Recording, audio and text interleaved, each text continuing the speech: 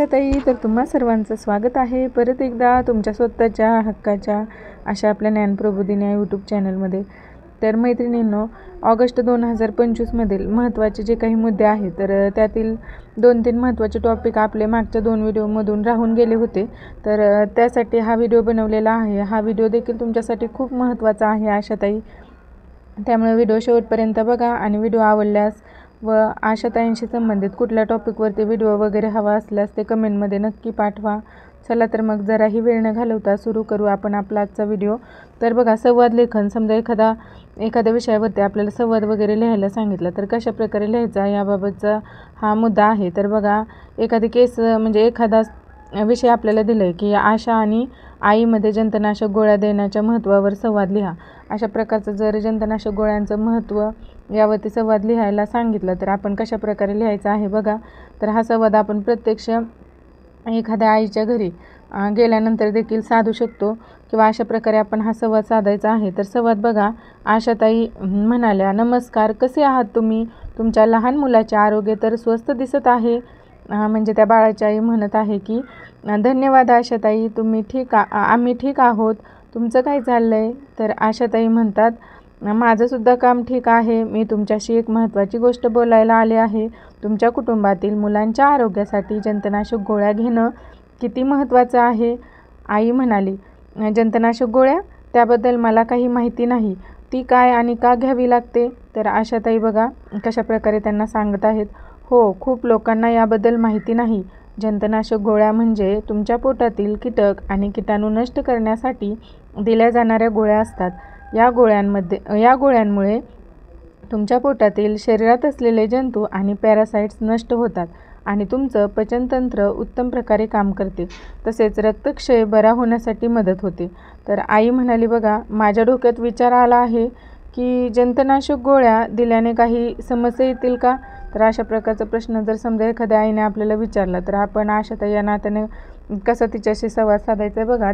तिच्या या समस्येचं निराकरण कसं करायचं आहे. आशाताई काय म्हणतात, अशा गोष्टीची चिंता करण्याची आवश्यकता नाही. जंतनाशक गोळ्या शरीरासाठी सुरक्षित असतात आणि योग्य प्रमाणात घेतल्यास कोणतीही हानी होत नाही. विशेषतः गरोदर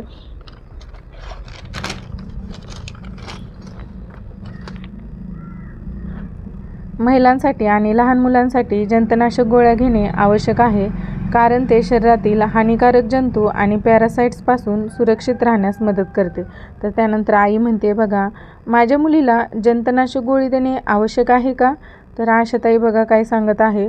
हो, हे महत्त्वाचं आहे. लहान मुलांच्या शरीरात जंतू खूप लवकर पसरू शकतात, त्यामुळे त्यांच्या पचनतंत्रास त्रास होतो.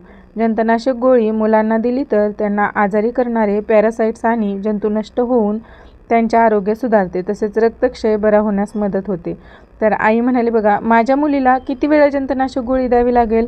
तर आशाताई या नात्याने आपण त्यांच्या या प्रश्नावरती संवाद कशा प्रकारे साधायचा आहे बघा. साधारणतः जंतनाशक गोळ्या 6 महिन्यातून 1 वेळा देणे आवश्यक आहे. तर ही जंतनाशक मोहीम देखील आपण राबवत असतो आणि 6 महिन्यातून 1 वेळा या गोळ्या म्हणजे वर्षातून 2दा या गोळ्या देतो. पण काही परिस्थितीमध्ये डॉक्टरांच्या सल्ल्यानुसार अधिक वेळा देखील दिली जाऊ शकतात. 1 ते 2 वर्ष वयोगटातील बालकांना अर्धी गोळी व त्यावरील बालकांना 1 गोळी द्यावी. तर 1 ते 2 वर्षातील जी काही बालके असतील तर त्यांना आपण किती अर्धी गोळी द्यायला सांगणार आहोत. आणि जर बाळ 2 वर्षापेक्षा मोठं असेल तर त्याला 1 गोळी द्यायची, अशा प्रकारे आपण त्या आईला माहिती देणार आहोत. त्यामुळे तुमच्या मुलीची नियमित तपासणी करणे आणि डॉक्टरांच्या सल्ल्यानुसार गोळ्या देणे महत्त्वाचे आहे. तर आई म्हणाली, माझ्या बाळाच्या आरोग्यासाठी हे किती उपयोगी ठरू शकते हा मी विचार करत आहे. मी तुमच्या सल्ल्याप्रमाणे ही गोळी देईल. धन्यवाद आशाताई.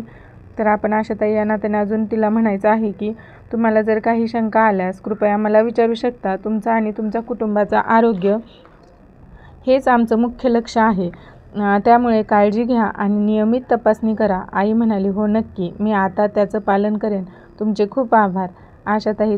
तुमचे पण खूप आभार. तुमच्या कुटुंबाचं आरोग्य सदैव उत्तम राहो आणि धन्यवाद. तर अशा प्रकारे संवाद आपण प्रत्यक्ष ज्यावेळेस एखाद्या घरी व्हिजिट वगैरे देतो किंवा कुठल्या टॉपिकवरती आपण व्हिजिट देत आहोत आणि कुठल्या म्हणजे कुठलं सध्याला काम वगैरे करत आहोत त्याविषयी जर आपण एखाद्या घरामध्ये गेलो तर अशा प्रकारे व्यवस्थित असा संवाद तेथील घरातील व्यक्तींशी साधायचं आहे. ती गरोदर महिला असो, स्तनदा माता असो किंवा आजारी वगैरे व्यक्ती कुणी असेल तर त्याच्याशी योग्य संवाद आपण अशा प्रकारे साधू शकतो. तर त्यानंतर बघा प्रात्यक्षिक. समजा प्रात्यक्षिकामध्ये देखील आपल्याला काय करावं लागतं, तर एखाद्या घरामध्ये गेल्याच्या नंतर त्या आईला व्यवस्थित कशाप्रकारे एखाद्या गोष्टीविषयी प्रात्यक्षिक करून दाखवायचं हे देखील करावं लागतं. तर यामध्ये ORS असेल किंवा क्षार संजीवनी असेल. त्यानंतर बघा यात बघा कुठलं प्रात्यक्षिक आहे. 6 महिन्याच्या बाळासाठी जीवनसत्व अयुक्त पूरक आहार तयार करण्याची प्रक्रिया सांगा. ज्यावेळेस बघा बाळ 6 महिन्याचं पूर्ण होतं तर त्यावेळेस आपण त्या मातेला म्हणजे तिच्या दुधा व्यतिरिक्त स्तनपानासह पूरक आहार खाण्याचा म्हणजे चारण्याचा सल्ला वगैरे देतो. पण प्रत्यक्षात मात्र म्हणजे त्याचं प्रात्यक्षिक वगैरे आपण करून दाखवायचं आहे. तर बघा 6 महिन्याच्या बाळासाठी जीवनसत्व अयुक्त पूरक आहार तयार करताना खालील प्रक्रिया आणि कौशल्यांचा वापर करणे महत्त्वाचे आहे. तर सुरुवातीला काय करायचं आहे, आहाराची निवड. बाळाच्या पोषणासाठी सुरुवातीला सोपे आणि हलके आहार निवडावेत. जीवनसत्व अयुक्त खाद्यपदार्थांचा समावेश करा. बाळासाठी गाजर, ताज्या फळांची प्युरी उदाहरणार्थ सफरचंद, आंबा, मूग डाळ, पाणी आणि ओट्स रवा. तर ह्याची देखील भाजून वगैरे व्यवस्थित त्याचं पेस्ट वगैरे करून शिजवून त्यांना कशाप्रकारे द्यायचं हे आपण सांगायचं आहे. तर त्यानंतर बघा आहार तयार करणे. शिजवलेले गाजर किंवा सफरचंदची प्युरी एक चांगले पदार्थ ठरू शकतात. अन्न शिजवताना त्यात तेल, मीठ किंवा मसाले वापरणे टाळा, कारण बाळाला ताजा आणि शुद्ध आहार आवश्यक आहे. तर जीवनसत्वाचे महत्त्व. अजीवनसत्व बाळाच्या दृष्टी आणि प्रतिकारक शक्तीसाठी महत्त्वपूर्ण आहे. गाजर, गोड, बटाटे आणि पालक यामध्ये जीवनसत्वाचा चांगला स्रोत आहे. बाळाच्या आहारात चांगली विविधता असावी. बाळाच्या पोषणासाठी बाळाचा प्रतिसाद लक्षात घेऊन आहारात बदल करावा. समजा एखादा त्याचा सुरुवातीला आपण वेगवेगळे खाद्यपदार्थ त्याला खायला घालून त्याचा प्रतिसाद बघायचा आहे की त्याला नेमकं कुठलं अन्न वगैरे आवडत आहे व त्यानुसार देखील आपण अन्नाची निवड वगैरे करायची आहे. तर त्यानंतर बघा अन्नाच्या आकाराचे नियंत्रण. बाळाच्या तोंडात अन्न असताना ते योग्य प्रमाणात न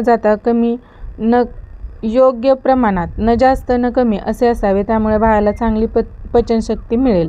म्हणजे खूप जास्त खायला घालूनच त्याचं पोषण होईल असं नाही, तर ते न जास्त न कमी आणि योग्य प्रमाणात असा आहार आपण त्या बाळाला देऊन त्याची प्रतिकारक शक्ती किंवा पचनशक्ती जी आहे तर ती देखील वाढवू शकतो. तर त्यानंतर बघा आहाराच्या सुरक्षिततेचे पालन. अन्न शिजवताना स्वच्छतेचे पालन करा. हात स्वच्छ असावे आणि अन्न योग्य तापमानावर शिजवले जावे. हे कौशल्य बाळाला पोषण आणि जीवनसत्व अयुक्त आहार देण्यासाठी आवश्यक आहेत. त्याच्या वाढीसाठी महत्त्वपूर्ण देखील आहे. तर यापुढील प्रश्न आहे तो म्हणजे केस स्टडी. समजा एखादी केस वगैरे आपल्याला दिली तर आशाताई या नात्याने आपण ती केस कशी सॉल्व करायची हे देखील आपल्याला समजलं पाहिजे. तर बघा या ठिकाणी केस स्टडी. 2 वर्षाच्या मुलाला तीव्र कुपोषणाचे निदान झाले आहे. तर अशा प्रकारे समजा आपल्यासमोर एक केस आली की 2 वर्षाचा मुलगा आहे आणि त्याला तीव्र कुपोषित आहे तो. तर अशा वेळी आपण आशा स्वयंसेविका या नात्याने काय करायला, अशा प्रकारचे प्रश्न असतात. तर बघा तात्काळ उपाय सुचवा. तर असं जर बाळ असेल तीव्र कुपोषित तर आपण आशाताई या नात्याने पोषण पुनर्वसन केंद्रात दाखल करणे, आयर्न आणि फॉलिक ॲसिड गोळ्या देणे आणि उच्च उष्मांक आहार देणे. तर त्याला आपण अशा प्रकारचा उपाय सुचवू शकतो. ॲनिमिया मुक्त भारत योजनेअंतर्गत काय उपाय करता येतील, तर आयर्न, फॉलिक ॲसिड सप्लिमेंट्स, दिवसातून 2 वेळा IFA टॅब्लेट आणि पोषणयुक्त आहार सुचवणे. तर अशा प्रकारची केस आपण सॉल्व करू शकतो. आशाताईंशी संबंधित हा जर व्हिडिओ तुम्हाला आवडला असेल तर लाईक करायला आणि कमेंट करायला विसरू नका. धन्यवाद ताई.